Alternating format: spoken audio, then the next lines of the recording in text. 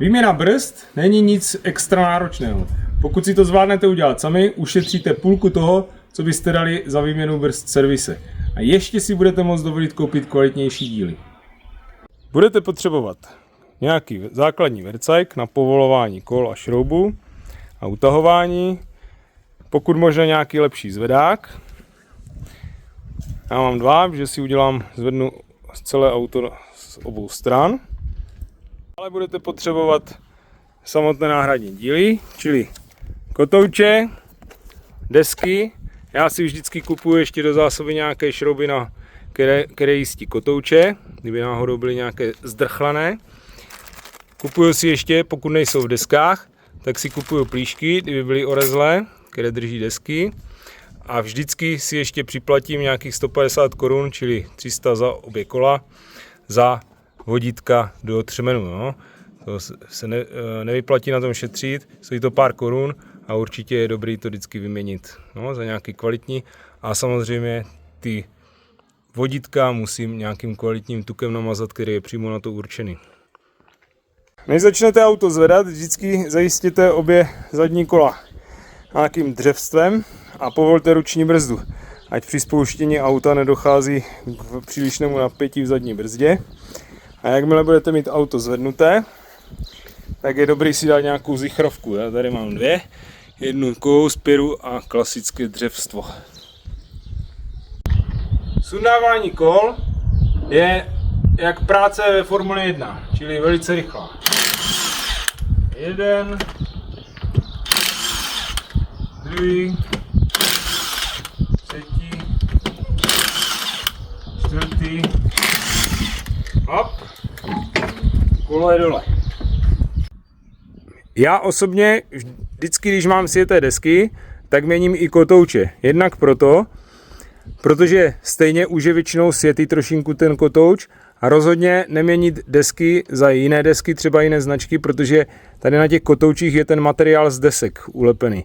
A pokud třeba dáte klasické s kovem desky a potom vyměníte za keramické, tak vlastně ten materiál, který je tady, je ten z kovové desky a není to kompatibilní. Osobně vždycky, když mám si ty desky, měním i kotouče, není to za stolik navíc a je to prostě zichr. Nehledě na to, že kotouče, většinou tady už vidíme nějakou hranku, tak jejich původní tloušťka a minimální tloušťka je třeba jenom 3 mm. A tady už vidím, že je hranka nějaký 1,5 mm a na druhé straně taky 1,5 mm, takže to už máte minus 3 mm, takže kotouč je na vyhození, i když vypadá v celku hezky. Většina třmenů nebo držáků, těch desíček třmenů, má jeden šroub nahoře, jeden šroub dole. V tomto případě je to 14. Nejprve ho očistíme, potom ho povolíme a máme třmen volný. Po sundání části třmene z destiček si tu část, na které je připojená brzdová hadice, zavěsíme, aby nedocházelo k pnutí hadice nebo k poškození brzdové hadice. To je důležité. Před odšroubováním samotného třmene, tady ty dva šrouby, si je první nastříkáme penetračním sprejem a necháme 15 minut působit. Tady vidíte, že jsem si trošinku natočil volantem, abych k tomu měl lepší přístup. Takže odemknout volant a pootočit si kolo. Takhle už to vypadá, když sundáte třmen úplně, pak jenom pootočíte zajišťovací šrouby, povolíte a sundáte disk, úplně primitivní. Někdy je třeba trošinku poklepat do šroubováku nebo nějakým rázovým malým utahováčkem to povolovat, ale tady toto nikdy nedotahujeme a dáváme tam jedinou pastu. Nikdy to nadáváme na hrubo, to jenom drží lehonce ten kotouč, ale ten kotouč drží tady hlavně tady ty šrouby. To je jenom takové zajišťovadlo při montáži, takže toto nikdy nerveme na krev, jenom lehce dotáhnout. A tady je ten třmen. Tady vidíme ty vodítka, které jsem si koupil náhradní. Zase se to vytáhnou. Vidíte, jaký tam je Sayride, takže toto se musí kompletně vyčistit a namazat novým tukem. Nedávat ho zase zbytečně moc. Já budu měnit celé vodítka a i ty prachovky samozřejmě, protože to stojí pár korun, nešetřete na tom. Jo, ale pozor, každý ten čep je jiný, takže vždycky to dávejte, tady je ten s gumou, takže tady patří tento úzký a nasadím na něho tu gumičku, která tady je. Jo? Vymlátím desku. Co vám málo kde udělají, je vyčištění toho třmene od povrchové rzy a taky důkladné vyčištění těch dírek. Tady vidíme jednu, tady ještě mám šroub po těch vodítkách. Jo? Musí to být dokonale čisté a potom na ty čepy namažete tuk. Když si nechcete pamatovat, tady vidíme ten s tou gumou, když si to nechcete pamatovat, tak to dělejte postupně. A nebo si můžete pamatovat, že ten s gumou je vždycky na spodní straně. Takže tady dole je vždycky ten s tou gumou. Nejdříve je dobré nasadit prachovku lehce namazanou a potom do ní lehce namazaný vodící čep. Auto bylo předtím na výměně brzd ve značkovém servise Hyundai a tak to vypadá vodící čep, který jsem z toho stáhl, to je ten druhý. Takže jako paráda. Suchý a je tam samý bordel, takže shit, jo. Takže tak to určitě nemá být. Proto si vždycky nešetřete a kupujte si ty vodící čepy, stojí to 150 na jedno kolo. Vždycky si to kupte. Tak a tady máme Hyundai servis v celé své kráse. Tohle vodítko jsem musel chytnout do svěráku a vyrvat to silou z toho, protože to bylo úplně suché. A bylo to za tuhle. Brzdy vibrovaly, proto jsem je měnil taky. Jo, takže to bylo úplně za tuhle. Takže se destička nepohybovala na kotouči. Pěkný šmejt, ty vole, to je kurva. Co si člověk neudělá sám, to není. Samozřejmě ve značkovém servisu to dorvali ty šrouby na krev. Nikdy to nedělejte, jo, protože oni jsou jemné. A musel jsem na to použít rázový utahovák, jo, s pořádnou hlavou na šrouby. Jo, takže bacha na to. Toto nikdy nedotahujte, ty dva šroubky. To jsou jenom jistící. Před nasazováním kotouče musíte tady toto namazat měděnou pastou, ať vám ten kotouč nepřiroste tak jak my. Musel jsem ho kladivem vybouchat. A v měděné pastě potom, samozřejmě to rozetřete, musíte dát ten zajišťovací šroubek do měděné pasty, ať ho můžete potom povolit. Kotouč nasazen a teď lehce dotáhnu šroubky. Stačí jenom lehounce. Vidíte, že to je Torx, ale to vůbec nevadí. Tak nejdřív zašroubujete třmen. Tady šrouby.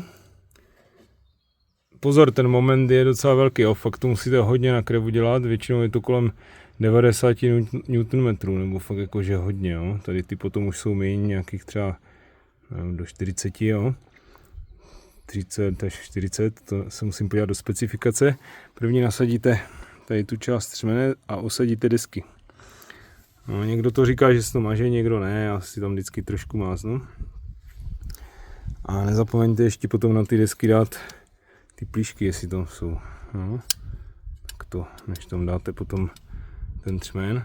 A třmen musíte zatlačit ty pístky, ty přední se nešroubujou, takže ty jenom zatlačíte nějakým takovým přípravkem, který si koupíte, anebo nějakou stahovačkou, prostě někdy to jde i rukou, jo, ale předtím ještě musíte vzít, a když to budete zatlačovat ten pístek, tak povolit tady, ať může unikat kapalina do nádržky a netlakuje to tam. Pak nezapomenout zavřít. Jakmile je pístek zatlačen, tak můžeme nasadit třmen. Když máme třmen nasazen, právě použijeme ty nové šrouby, které byly v té sadě k těm pístkům nebo k těm vodítkám a našroubujeme. Do specifikací jsem se díval 21 až 31 Nm. Jo? A tady máme 78 až 98 na ty šrouby, co jsem říkal, že máte hodně utáhnout, ty vzadu. A máme hotovo. Teď jenom nasadit kolo. Všechno ready. Můžeme potom některé plošky ještě zastříknout bílou srčkou keramickou. Tady vidíte, jak se postupně zaskládáte. Až auto sundám dolů z zveráku, tak dotáhnu ještě kola na 100 Nm. Někdo dává 120, stačí 100, u těch 5 šroubů v pohodě. A hlavně brzdy teďka musíme 200 až 300 km jezdit opatrně, ale nejlepší je ještě předtím zajet. To znamená někdy večer na nějakém rovném úseku rozjedete na 80 a začnete lehce brzdit na 20 km v hodině. Povolíte brzdu, pokračujete zase na 80 a zase na 20. Takhle tak 5x, 6x, ať se ten materiál z té desíčky přenese na kotouče. Až to budete mít, tak zkuste z vyšší rychlosti, dejme tomu 100, přibrzďovat zase až těch 20, ale prudce. No, zase několikrát, 5x, 6x, ale nikdy nesmíte zastavit a nedej bože při tom zastavení držet brzdu, protože by se tam zapekly ty sračky a hned by se vytvořily nějaké hrbolky. Takže takhle to udělat, 5x lehce brzdit do 20, 5x, 6x brzdit ze 120 do 20 prudčej, jo? Prudce zmáčknout, ale ne zase, až se vám ABS-ko spustí. A až toto uděláte, tak to bude žhavé, budete muset ty brzdy vychladit, takže ještě tak 15 metrů jezdit a používat 15 minut jezdit a používat co nejméně brzdy. A zase platí, jak dojedete někde, tak nedržet brzdu a hned ji povolit, ať se to tam nezapeče na té horké brzdě, ale už by měly být vychlazené potom, jo, když zastavíte ty brzdy. A stejně platí, že ještě nějak extra nebrzdit prostě v průběhu těch 100-200 km, jo, ale když uděláte tady tu rychlou proceduru, tak v podstatě už ty brzdy jsou připravené. Musí se nejprve ten lak z toho sundat. Pozor, některé brzdy se očišťují, ale některé kotouče, třeba tady ty jsou pozinkované, ty se neočišťují brzdovou čističem brzd. Jo. Takže musíte vědět, jaké máte. A tady jsou keramické desky teďka dané, takže už tu nebudu mít takový hnusný bordel, jak z těch TRVček, co tam byl. A takhle nějak by měly vypadat ty brzdy po počáteční rychloproceduře zajíždění brzd. Nádherná litina z toho vykukuje, už tam je vidět, jak se tam otiskujou ty destičky. A takhle je vlastně počátek toho zajíždění. Postupně to bude celé šedé od toho materiálu destiček. Ale tady ty jsou keramické, takže to bude trvat trošinku déle. Nicméně udělal jsem počáteční rychloproceduru na vlastně zajetí těch brzd. To se dělá tak, že nejprve se udělají 5 stintů, zhruba 4-5 stintů, že rozjedete na 60 až 80 a lehonce začnete zpomalovat na 20. Pustíte brzdu, zase rozjedete, necháte chviličku vychladit pár desítek sekund nebo pár sekund a zase rozjedete a tak to zopakujete 5x, 4x až 6x zhruba, jo? Aby se sundala vlastně ta vrchní ochrana. Když je lakovaný disk, tak ten lak, aby se sundal z toho, tady nebyl lakovaný, pozinkovaný, tak vlastně ten pozink, jo? V podstatě. To je na sundání toho vrchního materiálu. A potom nasleduje ta prudší fáze, ostřejší, kdy to rozjedete. Já jsem to dělal včera večer právě. Jak jsem dodělal ty brzdy, tak až večer, když nebyl provoz, na silnici číslo 23 mezi Náměští a Třebíčí, kde bylo prázdno, tak jsem to vždycky rozjel na 120. Samozřejmě na 90 jenom, že jo? A zpomalil jsem prudce na 20 km v hodině. Tohle jsem opakoval, doporučuji se tak 8krát aspoň, jo? Takže tohle musíte udělat a fakt jakože rozjet to na to kilo a zabrzdit. A tam potom ty přestávky, tam to nenecháváte moc chladit, jo? Prostě dobrzdíte do 20, rozjíždíte na 80 a zase prudká brzda. A ta brzda, fakt je jako, to musíte ostře zabrzdit, jo? Fakt, že jako, že ostře, až se začnou blikat vlastně světla brzdová a rozsvítí se vám blinkry, jo? Dvojblinkry výstražné. Takže, ale nesmíte, pozor, nesmíte nikdy zastavit, jak jsou ty brzdy vlastně musíte nažhavit, jo? V podstatě tady tímhle opakováním tohoto postupu nažhavíte brzdy, ať ten materiál prostě začne pracovat. A co je nezbytně nutné, většinou u těch 6. až 8. opakování ucítíte takový ten typický smrad brzd, jo? Což je správně. Ty brzdy jsou tím pádem rozžhavené a nejdůležitější je po tady této proceduře potom nikdy nezastavovat a hlavně, když musíte zastavit, tak nedržet nohu na brzdě. Ať se vlastně ten materiál nepřipeče u těch destiček, no, protože tam ty destičky mají na sobě trošku materiálu a kdybyste tam drželi ty destičky, tak se to připeče na ten kotouč, jo, což se nesmí. pak by vám to mohlo cukat. Takže to je fakt strašně důležité a po tady té proceduře musíte aspoň tak 15 minut jet, včera bylo už pěkně chladno, když jsem to dělal večer, takže 15 minut jet, aby se ty brzdy úplně vychladily do studena. Já jsem přijel k baráku, byly úplně studené, zaparkoval jsem jenom na ruční brzdu a hotovo, jo? Nechat to vychladit, ten materiál, on musí vlastně jak projde tím žhavením zase přirozeně schladnout, jo? Nesmíš šokově schladnout, protože by se mohl zvlnit a podobně, jo? Ta litina prostě, ona pracuje vevnitř tím vyžíháváním, jo? A takto potom by to mělo správně vypadat. Vidíte, že ten kotouč je jednolité barvy, v podstatě nejsou tam žádné skvrny od přehřátí, jo? Bývají někdy prostě, když to někdo udělá blbě a rychle to schladí, tak tam jsou skvrny od přehřátí, takže nejsou. Ten materiál, ze začátku to ještě nebude úplně jednolitá vrstva těch destiček, to je jasný. No, notabene ta keramika, ta si sedne třeba až po těch 300-400 kilometrech, jo. Takže nebojte se, že tam máte jako kdyby takové vrypy, to není nic, žádný problém, prostě ty destičky v sobě mají strukturu, je to nějaká pryskyřice a v tom ty keramické částečky, takže to má nějakou strukturu, proto to dělá takové čárky, ale takhle je to dobře, tady toto.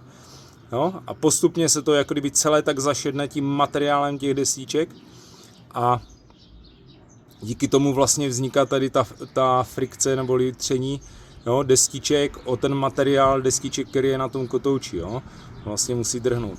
Takže takto to má vypadat, žádné fleky, skvrny a podobně. Jo, nádherná litina, úplně skvostná textura.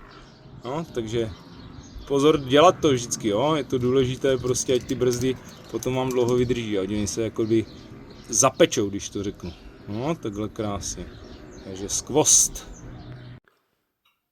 A tady již máme seznam použitých náhradních dílů. Maile jsou PDčka, to znamená prémiovější kvalita.